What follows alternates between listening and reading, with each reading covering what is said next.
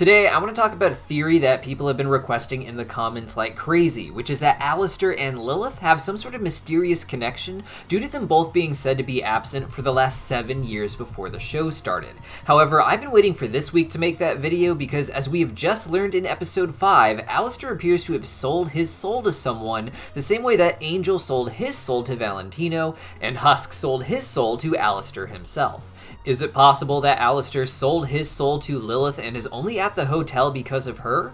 Let's break that down and figure out whether or not Lilith is the ultimate villain of Hazbin Hotel or perhaps even the ultimate hero. My name is Impcut, hit that subscribe button, say hello to all my cool friends as they pop up in the background, and let's dive into it. In early live streams surrounding Hazbin Hotel, Lucifer and Lilith were described as something of a power couple, one who believed in equality and were even known for taking turns being the dominant partner, so to speak. The Hazbin Hotel pilot didn't do anything to contradict this, and instead showed Lilith and Lucifer as being very distant from Charlie. Lucifer was said behind the scenes to be very focused on his personal projects, such as the theme park known as Lulu World, something we mostly know about from the spin-off series Hell of a Boss, where the demon prince Mammon has made a rip-off theme park called Lulu Land. In the pilot, Lilith was implied to be absent from Charlie's life as well. There, Charlie calls Lilith to talk to her about her bad day with the news broadcast, but Lilith doesn't answer.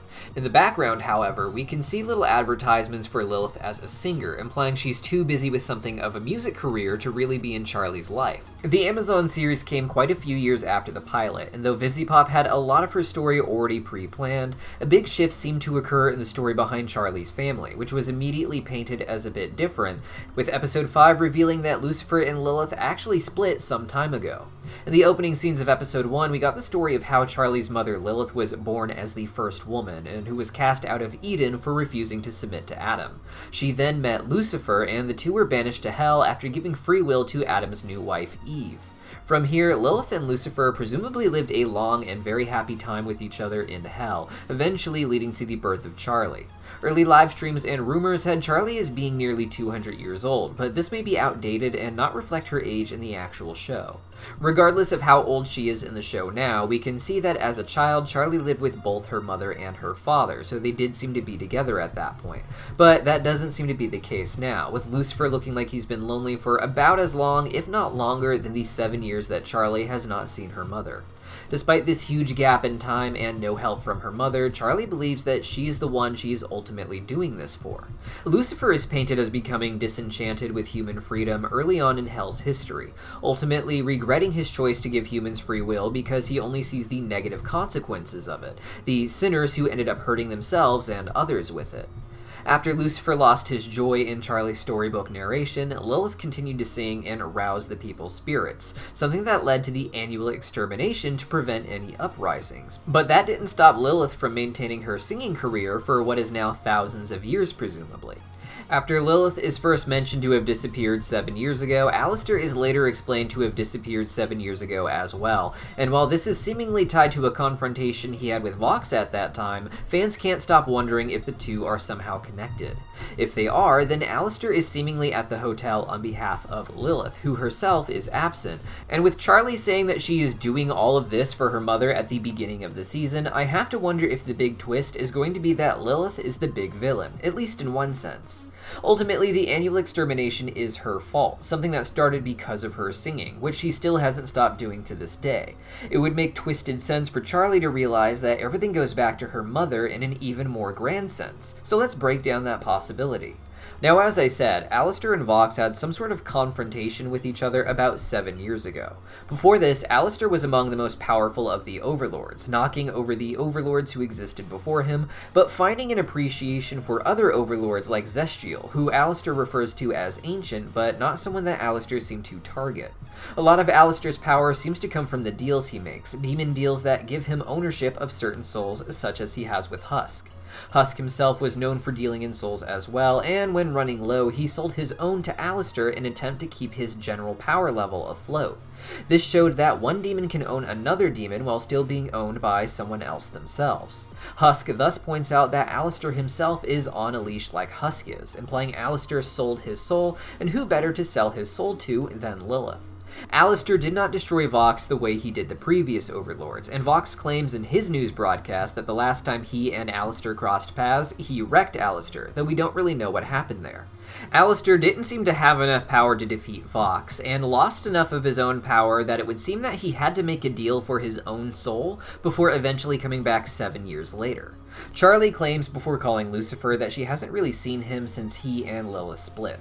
We know they still lived together when she was a child, but we can even see portraits of them all together as a happy family, with Charlie looking like an adult at Lucifer's home. So while the split didn't have to happen precisely 7 years ago, it seems relatively recent in all of their history, and about that same time length.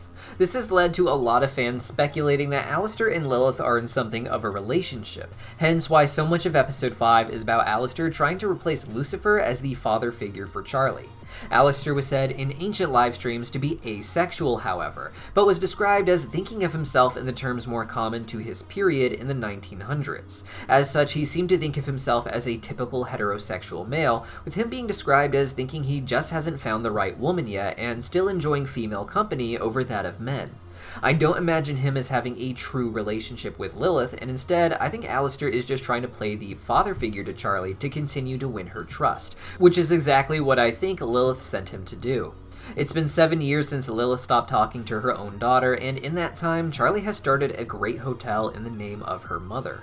Alistair seems ultimately to be here so he can get the power he needs to destroy Vox, but after how he undeniably tried to replace Lucifer in episode 5, it seems clear that to get his power, he needs to win over Charlie, whether it's to make a deal with her or to make a greater deal with Lilith to get his soul back. I think Alistair was forced by Lilith to go and work at the Hazbin hotel the same way that Alistair forced Husk to work at the hotel as well. He plays it off like it's all just for fun, but beyond that and the power he wants to attain, he could really just be doing it for Lilith.